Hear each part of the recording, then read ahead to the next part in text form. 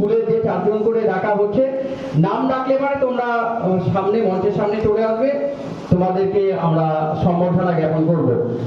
আমি প্রথমে ডেকে নেব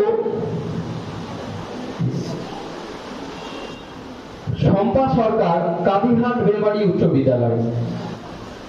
আর আজকের এই যে শংসাপত্র সেইটা শম্পার হাতে তুলে দেওয়ার জন্য আমি বলরাম দাস মহাশয়কে আহ্বান করছি।